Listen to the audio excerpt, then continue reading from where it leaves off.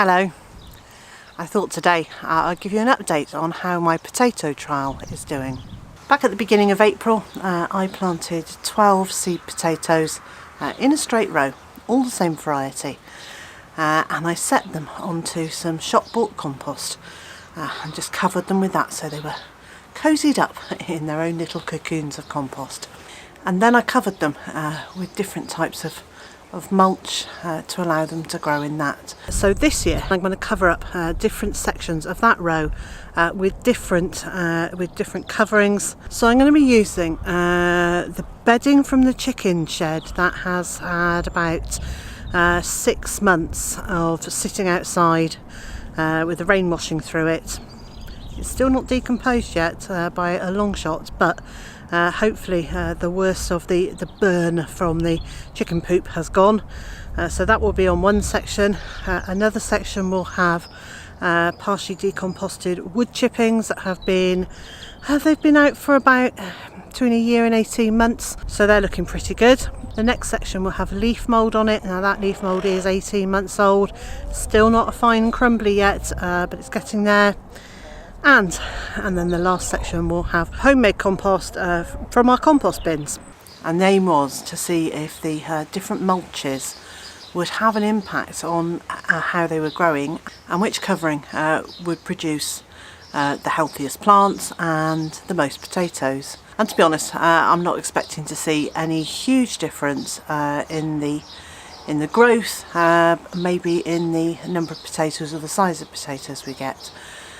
So it was a bit of a surprise when I really went to have a proper look at them yesterday and discovered that the ones growing in the homegrown compost are doing really well, and the ones that are under the chicken bedding are doing really well. The ones under the leaf mould are doing best of all, and I don't understand it, because I thought leaf mould held very little nutrition, but there you go, they seem to be doing best of all, and the ones that are in wood chippings are considerably smaller than any of the others, and the plants are actually about half the size. All of the potatoes were given exactly the same treatment, so they had the compost over them. I also added some wood ash from our wood burner down the whole length of the line. And then they had the organic feed. So they've all had the same input, the same amount of watering, as much as I can. They have been treated absolutely equally.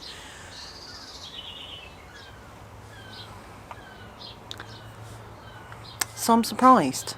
I'm really surprised, because I thought the roots would go down and take all the nutrition from below the plant, so that in theory the top should make no difference at all, and that was what I was kind of expecting to be able to say at the end of this whole experiment, was that they'd all grown around the same speed, and that they were as vigorous as each other, and that they'd produce pretty similar results. That's what I was expecting. So here we are after 7 weeks, and there is a significant difference in the size and the vigour of the plants, and those that are growing in the leaf mould very definitely, to me, look healthier than any of the others. They're sending out more side shoots, so a bit away from the plant there are new shoots coming up out of the ground. I'm just surprised. I'm really surprised that it's made such a difference, and I'm delighted, as you can see. I'm really pleased that it has just shown what a difference there is. So we're about 5 to 7 weeks away from harvesting. I don't want to harvest like teeny weeny potatoes if I can help it. I'd rather I think they had a little bit more substantial. And the thing that I am going to do is I'm going to harvest one plant from each section on the same day, so that we can actually do a comparison.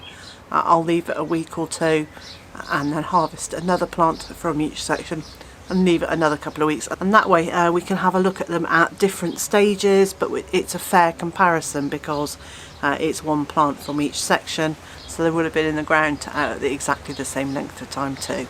At the very end of the experiment, I will pull together a video with all of it in the beginning, the middle and the end section, so there will just be one video available to have a look at when I give my opinion of what I will be growing my no-dig potatoes in the future.